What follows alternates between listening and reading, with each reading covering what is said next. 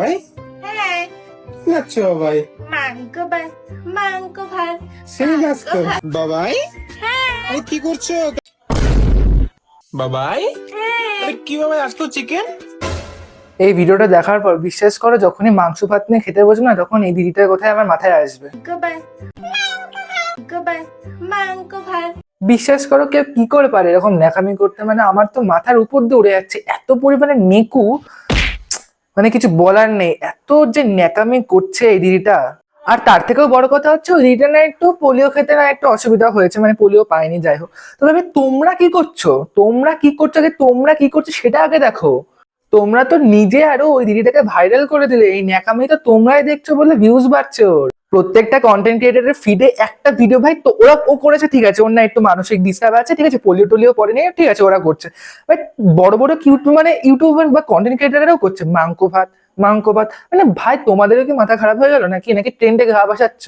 বিশ্বাস করো গাইজ, আমি আর গত 5 দিন ধরে ফেসবুক খুলবোই না, কারণ আমার প্রত্যেকটা ফিডে ফেসবুক এরকম করে উল্টাচ্ছে, প্রত্যেকটা ফিডে মাংস ভাত, শুধু মাংস ভাত।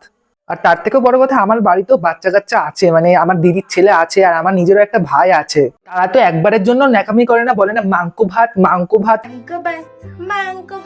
মাংস ভাত, এরকম করতে একবারও নাচ করে না।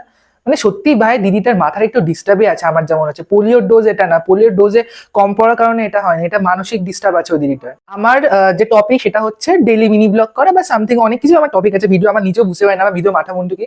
তবে ভাই এই ভিডিওটা, এই দিদিটার ভিডিও দেখে আমি আজকে ভিডিও করতে বাধ্য হলাম, বিশ্বাস করো লিটারালি বাধ্য হলাম। এখন দেখছি ভাই প্রত্যেকটা বড় বড় ইউটিউবারও বলছে মাংস ভাত ভাই ওর না ভাই মাথার ডিস্টার্ব। ভাই তোমাদেরও কি মাথার ডিস্টার্ব হয়ে গেল? একটু তো সাধারণ মানুষদের দেখো, আমাদেরকে বাঁচতে দাও একটু, আমাদেরকে মানে মাংস ভাত করতে করতে না, আমার লিটারালি সামনে 3rd সেমিস্টার পরীক্ষা আছে, আমি আর ফেসবুক খুলবো না, সত্যি কথা বলছি।